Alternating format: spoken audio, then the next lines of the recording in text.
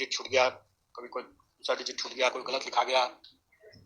तो इसके कारण से जो कठिनाई हुई थी, तो इस बार लोगों ने उनके एडमिट कार्ड में, आप लोग देख सकते हैं यहाँ पर, ये एडमिट कार्ड का एक नमूना है। ये एडमिट कार्ड में ही यहाँ पर बना हुआ है उनको अपना रोल नंबर अपना रखने के लिए।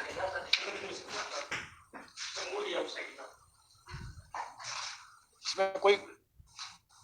ऐसा कोई अजूबा चीज नहीं है जिसके लिए आपको फोटो खींचने की जरूरत पड़े, लेकिन ये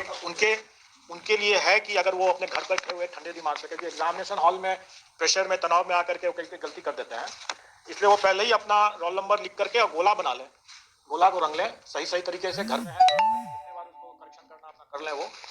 और उसके बाद वो उसी को लेकर के आए वहाँ एग्जामिनेशन हॉल में, और फिर वो उसी गोला के हिसाब से OMR शीट में गोला बैठाए, तो गलती नहीं होगी, चांसेस कम है गलती होने। दूसरा, पिछले बार हम लोगों ने देखा था कि वो सब्जेक्ट कॉम्बिनेशन गलत डाल दिए, और हम लोगों के पास में ऐसे कंप्लेन भी आते हैं कि हमने तो ये हमारा तो नंबर कम हो गया, लेकिन कई लोगों ने जैसे हिंदी और उर्दू बांग्ला जो भी सिलेक्ट करना था तीनों रंग दिया है। अब आप सुनते रहिए उसमें बैठ कर कि कौन सही है कौन गलत है, और उसके नेचुरली अगर उसका सिलेक्शन नहीं हुआ तो अब कंप्लेन होने लगती स्थिति हो जाती है। तो उन सब चीज़ों को ध्यान में रख करके हम लोगों ने इस बार पहले ही साफ कर दिया कि हम आवेदन में जो लेंगे, ठंडे दिमाग से आप आवेदन भर रहे हैं तो आप ठंडे दिमाग से अपना भर रहे हैं, जो भी सब्जेक्ट कॉम्बिनेशन चुन रहे हैं आप उसी समय चुन लें आराम से। और एग्जामिनेशन हॉल में हम कोई सब्जेक्ट कॉम्बिनेशन आपसे नहीं पूछेंगे, क्योंकि हम पूछते हैं आप गलती करते हैं, फिर उसके बाद कॉम्प्लिकेशंस होता है। आपकी सहूलियत के लिए, मतलब अभ्यर्थियों की सहूलियत के लिए कि उसने क्या सब्जेक्ट कॉम्बिनेशन चुना है। वैसे तो हम लोग एडमिट कार्ड इतना नजदीक है इसलिए उसको याद तो होना चाहिए कि उसने क्या चुना है, लेकिन फिर भी अगर वो भूल गया कि हमने क्या चुना था, तो यहाँ पर जैसे मैं दिखा रहा हूँ कि यहाँ पर इसका सोशल साइंस का पेपर जैसे है, तो नमूना है ये, जैसे रियल केस ही है लेकिन है नमूना के लिए है। हिस्ट्री एंड पॉलिटिकल साइंस, इसमें उसका कॉम्बिनेशन अंकित है।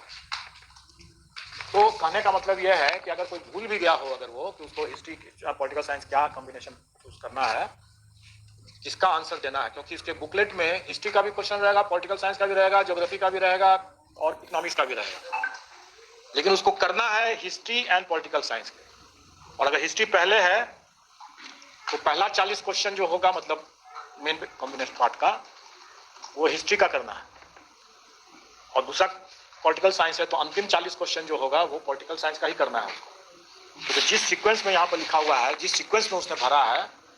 इसी सीक्वेंस में उसको आंसर करना है, और ये सीक्वेंस वहाँ पर दिया हुआ है जो उसने भरा है कि पार्ट ए में हम हिस्ट्री एंड पार्ट बी में हम पॉलिटिकल साइंस,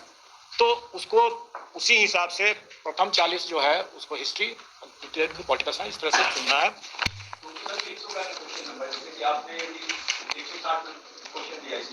150 क्वेश्चन, 160 नहीं है, 150 क्वेश्चन। मैं एक्सप्लेन कर देता हूँ, मैं आपको एक्सप्लेन भी कर देता हूँ, क्योंकि आप लोग भी क्लियर रहें और अपने संपर्क में और अपने मीडिया के माध्यम से अभ्यर्थियों को भी सतर्क कर दें। वैसे मुझे उम्मीद है कि अभ्यर्थी ज़्यादा जानते होंगे क्योंकि उन्होंने इसकी प्रैक्टिस भी किया होगा, तो इसलिए मैं मानता हूँ कि वो ज़्यादा जानते होंगे, लेकिन फिर भी आप सबकी जानकारी के लिए प्रथम 30 क्वेश्चन जो है किसी भी पेपर में, प्रथम 30 क्वेश्चन जो है वो लैंग्वेज क्वालिफाइंग के हैं, और उसके बाद जो 120 क्वेश्चन है, जैसे सोशल साइंस का जैसे अभी एग्जांपल ले रहे हैं, तो उसमें 40, मतलब क्वेश्चन नंबर 31 से 70 तक 40 क्वेश्चन जो हुए वो जनरल स्टडीज के होंगे, जो सोशल साइंस पेपर की बात मैं कर रहा हूँ। उसके बाद जो 71 से लेकर के जो 150 तक जो होंगे, तो 71 से 40 में जोड़ दीजिए 110 तक, 71 से 110 तक जो होंगे, ये जो 40 क्वेश्चन होगा, इस कैंडिडेट ने चूंकि हिस्ट्री पहले चुना है तो 71 क्वेश्चन नंबर से लेकर के 110 क्वेश्चन नंबर तक वो 40 क्वेश्चन जो है वो हिस्ट्री का क्वेश्चन देखेगा और हिस्ट्री के हिसाब से उसमें आंसर भरेगा OMR शीट में। और फिर 111 से लेकर 150 के क्वेश्चंस होंगे, वो उसको पॉलिटिकल साइंस चूंकि इसमें लिखा हुआ है तो वो पॉलिटिकल साइंस वाला पन्ना पलटेगा, उसका क्वेश्चंस देखेगा, और 111 से 150 पॉलिटिकल साइंस में। ये सीक्वेंस है, और मैं समझता हूँ कैंडिडेट्स को पर्याप्त इसमें सूझबूझ होनी चाहिए। अगर सूझबूझ नहीं होगा तो शायद शिक्षक बनने के लिए भी जो नहीं होता है वो, लेकिन इतनी सूझबूझ होगी और प्रैक्टिस किया होगा तो जरूर वो समझ में आ गया होगा। और चूंकि उसको स्मरण रहे, प्रेशर में कहीं भूल ना जाए कि पहले कौन सा दिया था, हिस्ट्री लिखा था, पॉलिटिकल साइंस, तो इसलिए वो यहाँ पर दिया हुआ है, तो इसलिए ये प्रॉब्लम नहीं होना चाहिए। अब रही बात कि इसमें हम लोगों ने पहले पिछले बार भी हम लोगों ने बहुत क्लियर करके रखा था लोगों को कि हम पूरे मुस्तैदी से हम लोग चाहेंगे कि कोई कदाचार मुक्त परीक्षा हो, और इसके लिए हम लोगों ने टेक्नोलॉजी का और बायोमेट्रिक वेरिफिकेशन का पर्याप्त इस बार व्यवस्था किया है।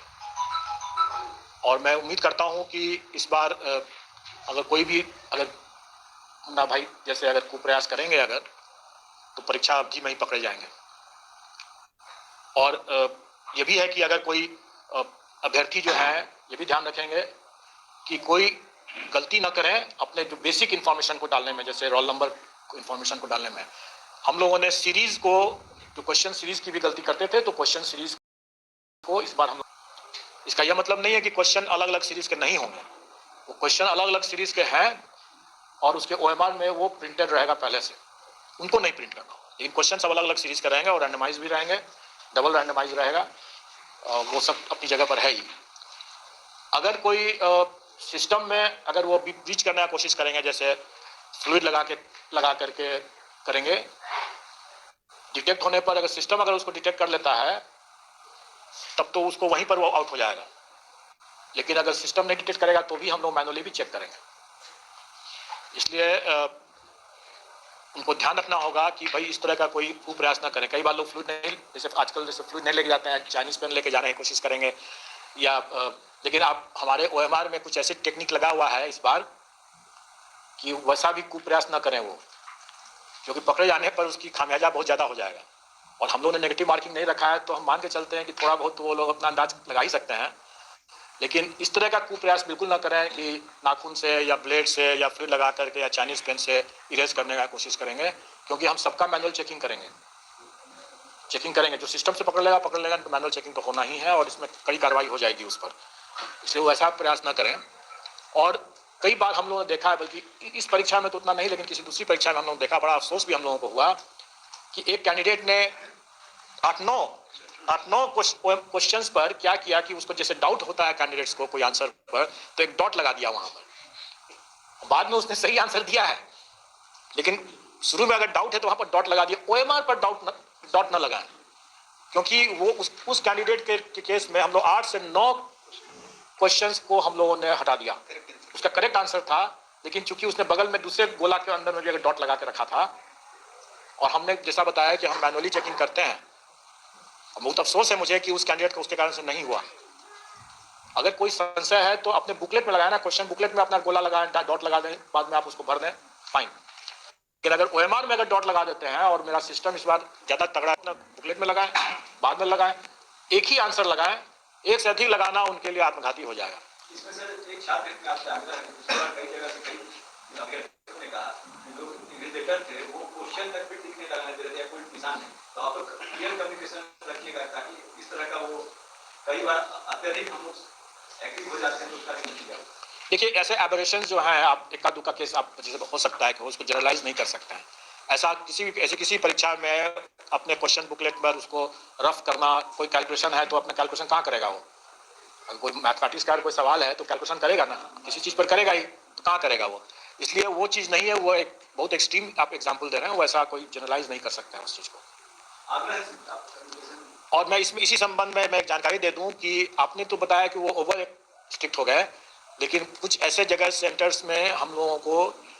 हम लोग तो हमेशा परीक्षा देते ही रहते हैं, उसके बाद भी कई परीक्षाएं हो चुकी हैं। और अभी आपकी जानकारी के लिए बता दूं कि एक सेंटर में जो हमारे स्टैंडर्ड प्रोटोकॉल हैं, जो हमने कई बार पूर्व के अवसरों में बताया है कि कुछ कार्य हम पर्दे के सामने करते हैं और कुछ कार्य पर्दे के पीछे करते हैं, और हमारे लिए दोनों कार्य बहुत महत्वपूर्ण है, बल्कि पर्दे के पीछे का कार्य ज़्यादा महत्वपूर्ण है। और उसमें अगर कोई हमारे स्टैंडर्ड प्रोटोकॉल को, गाइडलाइंस को अगर उल्लंघन करते हैं तो उस पर सख्त कार्रवाई होगी। और आप लोगों की जानकारी के लिए बता दें कि अभी एक सेंटर का नाम तो आपने ले लिया, लेकिन उसकी ज़रूरत नहीं है, सेंटर का नाम लेने की जरूरत नहीं, वैसे सेंटर का नाम ले लिया इन्होंने। वहाँ के सेंटर सुपरिटेंडेंट को निलंबित कर दिया गया। वो हमारे एक स्टैंडर्ड प्रोटोकॉल का एक माइनर उल्लंघन था, लेकिन होता क्या है कि अगर माइनर उल्लंघन ही कभी कभी बहुत मतलब आत्मघाती हो सकता है, उसी के कारण से पूरी परीक्षा प्रभावित हो सकती है। तो इसलिए हम लोग अपने इस पर्दे के पीछे के गाइडलाइंस खास करके, उसमें अगर कोई एक भी माइनर चूक भी किया